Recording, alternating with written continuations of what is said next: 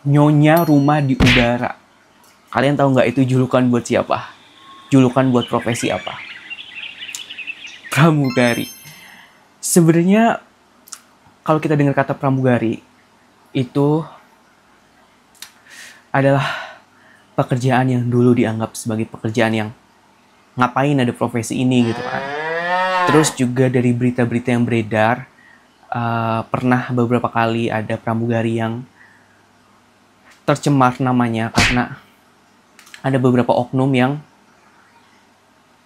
bermain api, yang ya gitu-gitulah.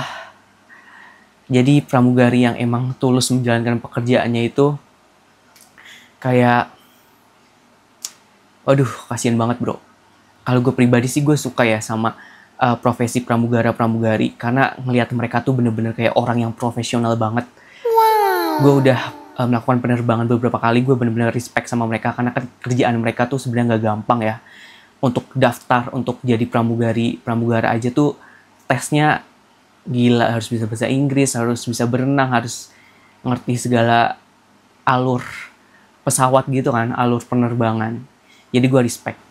Nah itu gue cerita tentang sekelibat tentang pramugari. Nah di video ini gue akan ngebahas gimana profesi pramugara-pramugari itu bisa ada. Assalamualaikum warahmatullahi wabarakatuh. Halo guys, kalau misalnya kalian lihat wajah kayak gini beredar di YouTube, ini tuh kunjungan Romi. Pokoknya di channel YouTube ini tersedia konten traveling dan konten storytelling. Kesempatan kali ini gue pengen ngajak kalian kunjungan ke masa lalu, ke zaman-zaman dimana profesi pramugari belum ada, dan gimana sih asal muasal cikal bakal bisa ada gitu profesi pramugari. Alkisah di zaman jebot, nggak zaman jebot juga sih, di tahun 1930 ada seseorang bernama Ellen Church. Doi ini tuh pekerjaannya sebagai juru rawat di perusahaan penerbangan yang namanya adalah Boeing Air Transport.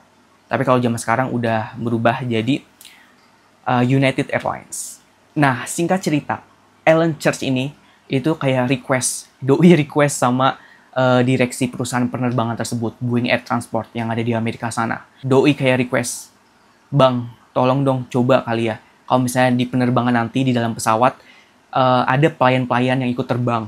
Tujuannya untuk menjamu penumpang." Sontak ide tersebut setelah didengar para direksi, idenya si Ellen Church ini diapain? Diketawain. Mungkin direksinya kayak gini, ngapain perlu kayak gitu, udah kayak rumah tangga aja ada pelayannya.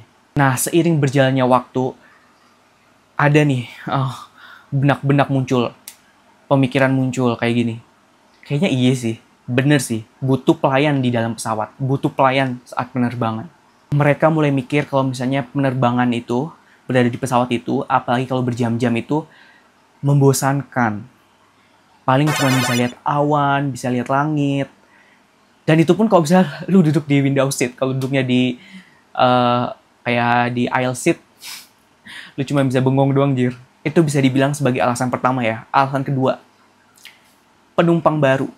Zaman itu kan pesawat belum kayak semasif sekarang kan. Terus juga penumpang juga pasti yang cuman bisa menjangkau yang punya biayanya aja kan. Nah, seiring berjalannya waktu ternyata penumpang tuh mulai bertambah. Kayak ada aja penumpang baru yang naik pesawat gitu. Nah, terus karena ada penumpang baru kan mereka kayak, aduh ini gimana sih caranya, gimana sih alurnya. Nah, disinilah ada peran si pelayan-pelayan itu yang berusaha untuk menjelaskan, mengedukasi para penumpang. Gini loh bu, gini loh pak caranya. Nah, jadi bisa dilihat kalau misalnya peran pramugari itu untuk dua alasan tadi itu sangat diperlukan. Kayak untuk mengasih tahu, untuk memberikan informasi prosedur keselamatan, terus juga untuk menjamu para tamu, ngasih makan, ngasih minum, menyediakan makanan, menyediakan minuman. Itu tuh basic kan kalau zaman sekarang kita naik pesawat ada kayak gitu. Cuman kalau zaman dulu tuh baru kepikiran nih orang-orangnya. Nah, alhamdulillahnya nggak perlu waktu yang lama. Tetap di tahun 1930, idenya Ellen Church ini tuh berhasil direalisasikan. Akhirnya diadakanlah itu para pramugari-pramugari, pelayan-pelayan untuk ikut penerbangan, untuk ikut ada di dalam pesawat gitu, ketika lagi di atas udara. Nah, idenya Ellen Church ini tuh membuahkan hasil kan. Nah, ternyata Ellen Church-nya sendiri itu kemudian dijuluki sebagai the first flight attendant. Kayak pramugari pertama yang pernah ada di muka bumi ini. Kurang lebih kayak gitu. Nah, jadi penerbangan pertama yang ada pramugarinya itu yang lengkap untuk memberikan informasi, untuk menjamu tamu, itu tuh ada dari si United Airlines ini, si Boeing Air Transport ini, dari penerbangan dari San Francisco ke Chicago. Nah, ini tuh membawa 7 pramugari. Salah satunya adalah the first flight attendant tadi, si Ellen Church tadi.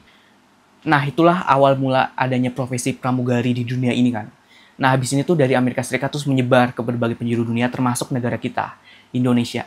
Nah, tercatat nih, kalau misalnya di Indonesia, julukan pelayan di udara atau pramugari itu adalah Nyonya Rumah di Udara. Nyonya Rumah di Udara. Unik sih menurut gue, cuy. Terus nih ya, kalau tadi kan Ellen Church kan sebagai the first flight attendant di dunia ini. Nah, tapi kalau yang dijuluki sebagai the first flight attendant di Indonesia, pramugari pertama di Indonesia itu siapa? Beliau adalah Radiana Warga Prawira. Beliau waktu itu ikut penerbangan pertama kalinya di tanggal 28 Desember 1949. Kala itu penerbangannya adalah dari Yogyakarta ke Jakarta, tujuannya adalah untuk menjemput Presiden Soekarno. Maskapai yang dipakai apa, Bang? Garuda Indonesian Airways.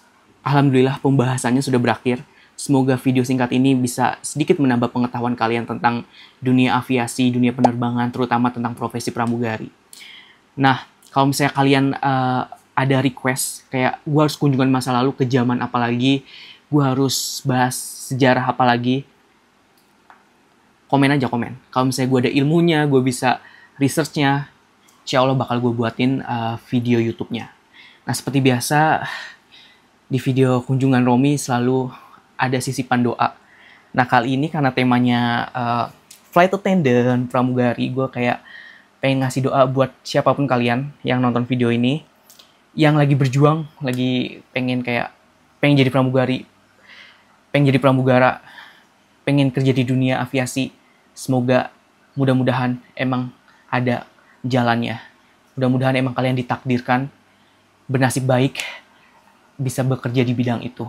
Karena gue tahu, kemarin tuh gue habis nonton kayak video, ada 1-2 video tentang bagaimana pramugara itu tes masuknya bisa terima gitu. Itu penuh perjuangan sih cuy menurut gue, dan gak gampang. Cuman orang-orang yang pengetahuannya jago, terus mentalnya kuat, punya keterampilan mungkin yang bisa. Tapi buat kalian, gue doain semoga kalian bisa lolos. Terima kasih yang udah nonton video ini sampai akhir. Sampai jumpa di video selanjutnya. Assalamualaikum warahmatullahi wabarakatuh.